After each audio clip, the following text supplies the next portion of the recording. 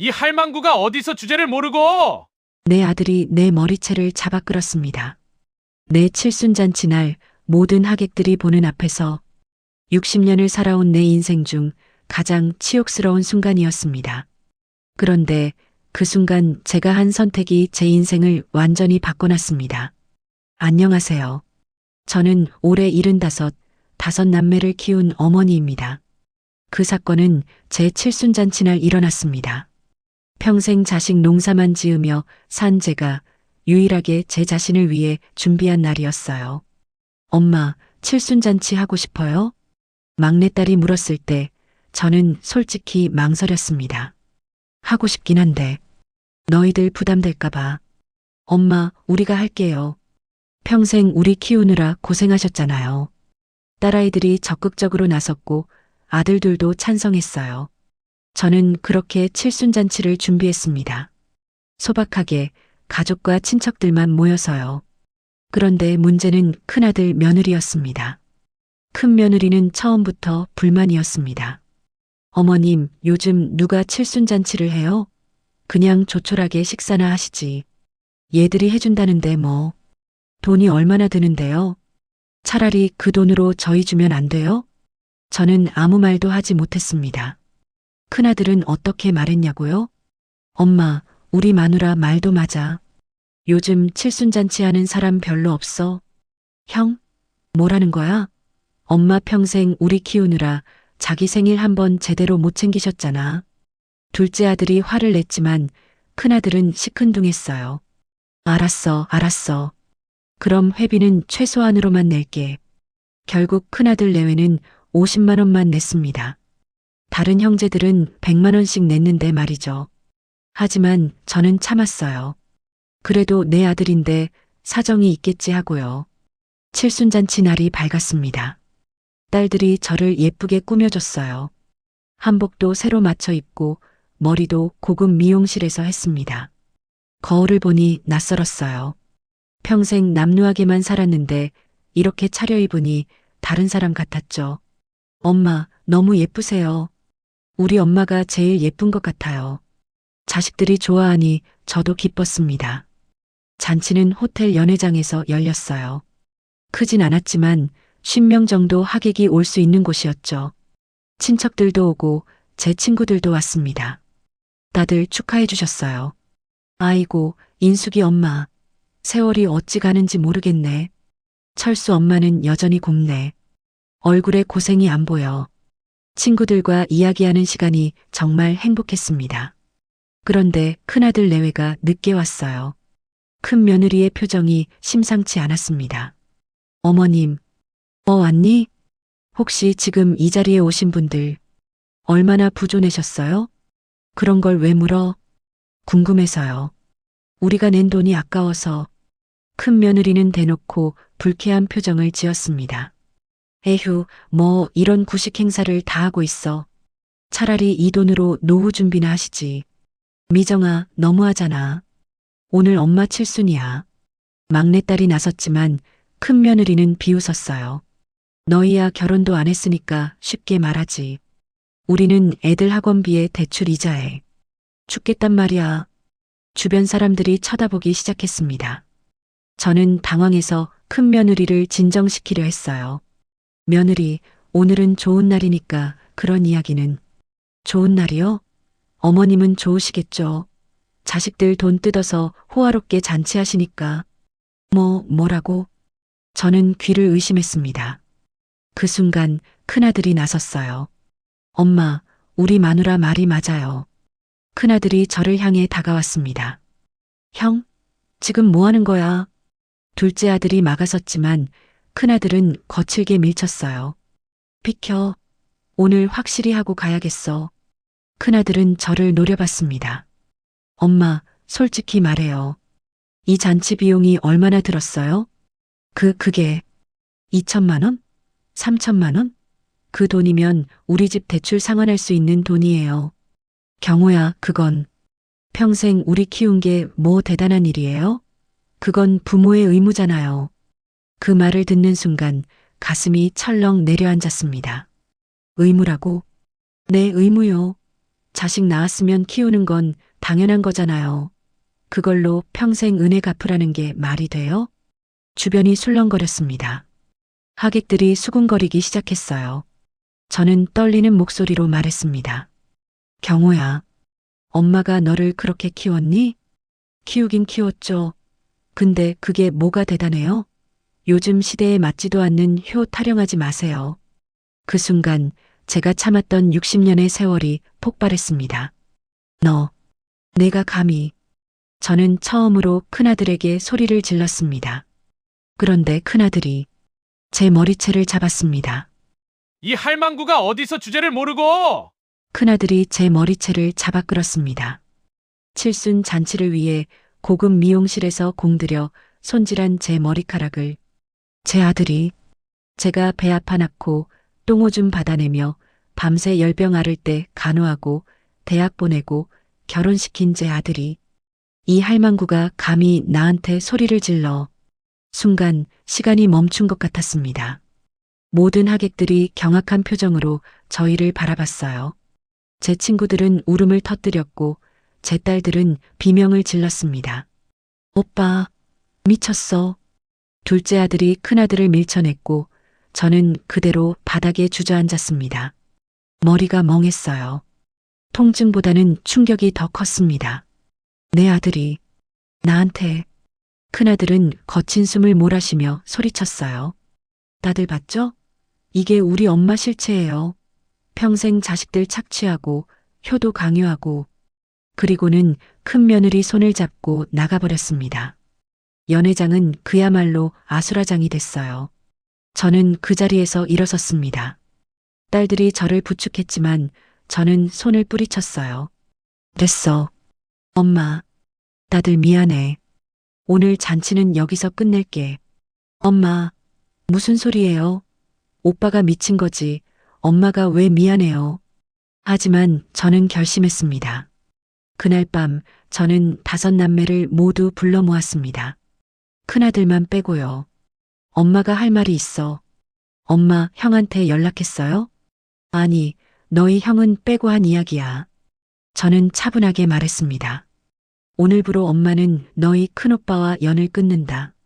엄마, 들어봐. 엄마가 평생 참고 살았어. 근데 오늘 깨달았어. 참는 게 미덕이 아니라는 걸. 저는 눈물을 닦았습니다. 아들이 어머니 머리채를 잡는 순간 그건 이미 자식이 아니야. 엄마도 사람이야. 존중받을 권리가 있어. 엄마, 형이 잘못한 건 맞지만 그래도 형인데. 둘째 아들이 말했지만 저는 고개를 저었어요. 됐어. 엄마 결심은 확고해. 오늘부로 경호는 내 아들이 아니야.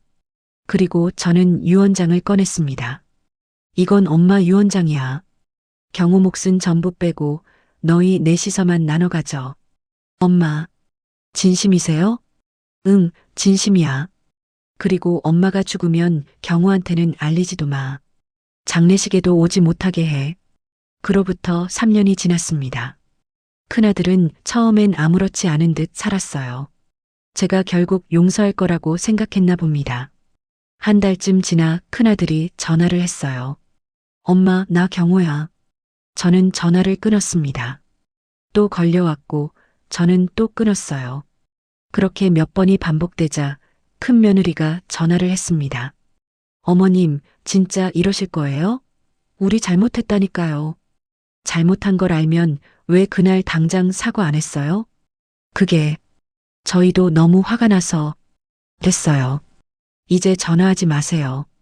저는 아들 하나 죽은 걸로 알고 살 겁니다. 그렇게 끊었습니다. 처음엔 마음이 아팠어요. 밤마다 울었습니다. 그래도 내 아들인데, 그래도 내가 낳은 자식인데. 하지만 거울을 볼 때마다 생각했습니다. 그날 머리채를 잡힌 그 순간을. 그리고 다짐했죠. 아니야, 나는 사람이야. 존중받을 권리가 있어. 그런데 1년쯤 지났을 때 소식이 들려왔습니다. 큰아들 사업이 망했다고 했어요. 엄마, 형이 진짜 큰일 났어요. 투자했던 사업이 완전히 망해서 빚만 몇 억이래요. 그래. 형이 엄마한테 도와달라고 연락하고 싶어 하는 것 같은데. 안 돼. 저는 단호했습니다. 엄마, 그래도 형이잖아요. 아니야. 그 사람은 내 아들이 아니야. 나한테 할망구라고 했고 내 머리채를 잡았어. 둘째 아들은 더 이상 말하지 못했습니다. 며칠 후 큰아들이 직접 찾아왔어요. 초인종을 누르며 소리쳤죠. 엄마, 엄마, 나 경호야. 문 좀 열어줘. 저는 문을 열지 않았습니다. 엄마, 제발, 나 죽게 생겼어. 빚이 몇 억인데 이거 못 갚으면 진짜 파산이야. 엄마가 가진 땅만 좀 팔아줘. 제발, 내가 잘못했어. 저는 인터폰으로 말했습니다. 당신이 잘못한 건 나한테가 아니에요. 당신 자신한테 잘못한 거예요. 뭐? 평생 부모 덕 보고 살면서 그 부모한테 할망구라고 했잖아요. 그 죗값을 받는 거예요. 엄마, 이제 가세요. 다시는 오지 마세요. 큰아들은 한참을 울부짖다가 결국 돌아갔습니다. 그리고 2년이 더 지났습니다. 큰아들은 결국 파산했고 이혼까지 했다고 들었어요. 큰 며느리가 견디다 못해 이혼을 요구했대요. 아이들 둘은 며느리가 데려갔고요. 큰아들은 이제 혼자 고시원에서 산다고 했습니다. 가끔 둘째 아들이 말해요. 엄마, 형이 많이 후회하고 있대요. 정말 많이 변했대요. 그래.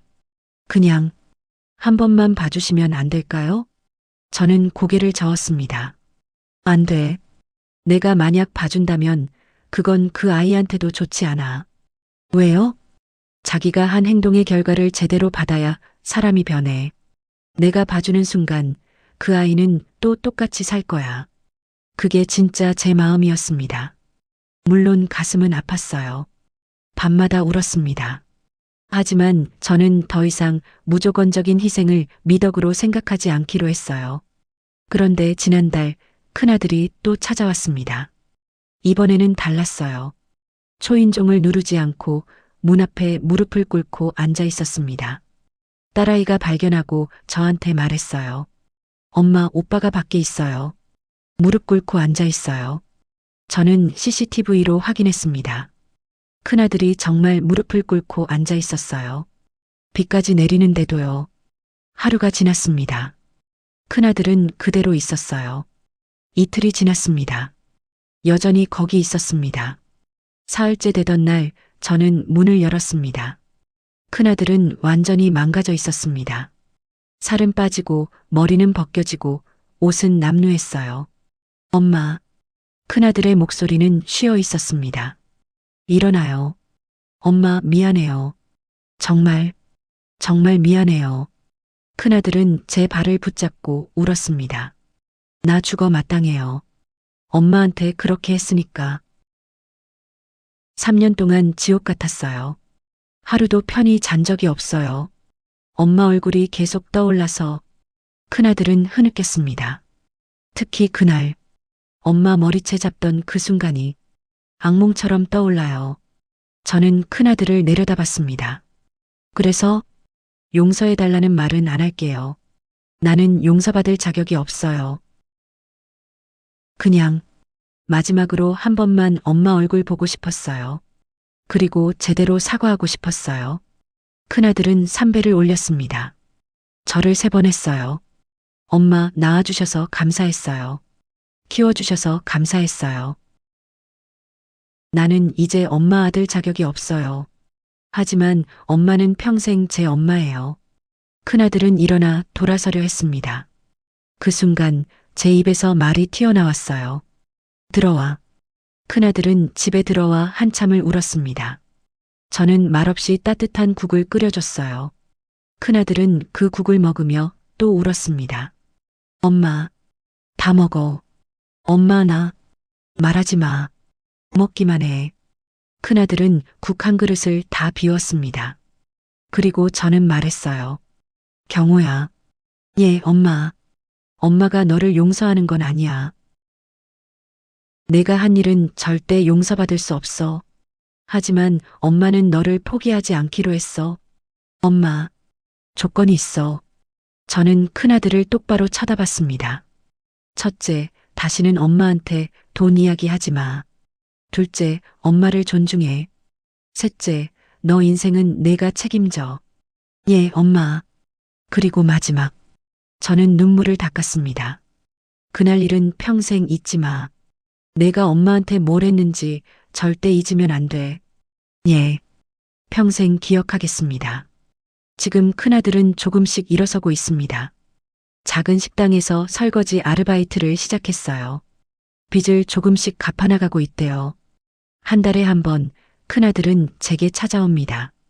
문 앞에서 절을 하고 떡 한 개를 놓고 가요. 들어오지는 않습니다. 엄마, 아직 엄마 아들 될 자격이 없어요. 그냥 이것만 받아주세요.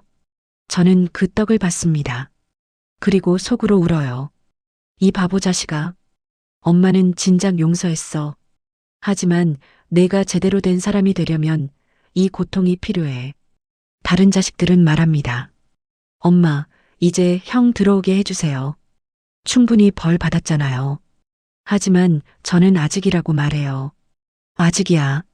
내 형은 아직 완전히 변하지 않았어. 조금만 더 기다려야 해. 이 이야기를 하는 이유가 있습니다. 많은 어머니들이 자식한테 당하면서도 참고 삽니다. 그래도 내 자식인데, 혈육인데, 엄마니까 참아야지 하면서요. 하지만 저는 이제 압니다. 무조건적인 참음은 사랑이 아니라 방치입니다. 제가 만약 그날 큰아들의 행동을 그냥 넘겼다면 어땠을까요? 큰아들은 평생 부모를 하찮게 여기는 사람으로 살았을 겁니다. 그리고 언젠가 자기 자식한테도 똑같이 당했겠죠. 제가 단호하게 연을 끊었기에 큰아들은 비로소 자신이 한 일의 무게를 깨달았습니다. 3년 동안 지옥 같은 시간을 보내면서 그 아이는 비로소 사람이 되어가고 있어요. 진짜 사랑은 무조건 참는 게 아닙니다. 진짜 사랑은 상대가 잘못했을 때 단호하게 선을 긋는 겁니다. 진짜 사랑은 상대가 자기 잘못을 깨닫고 변화할 기회를 주는 거예요. 여러분도 자식한테 당하면서 살고 계신가요? 참지 마세요. 어머니도 사람입니다. 존중받을 권리가 있어요. 단호하게 선을 그으세요. 그게 자식을 위한 길이고 여러분을 위한 길입니다. 저는 칠순에 배웠습니다. 늦지 않았습니다. 지금이라도 바꾸세요. 여러분의 존엄을 지키세요. 그게 진짜 사랑입니다.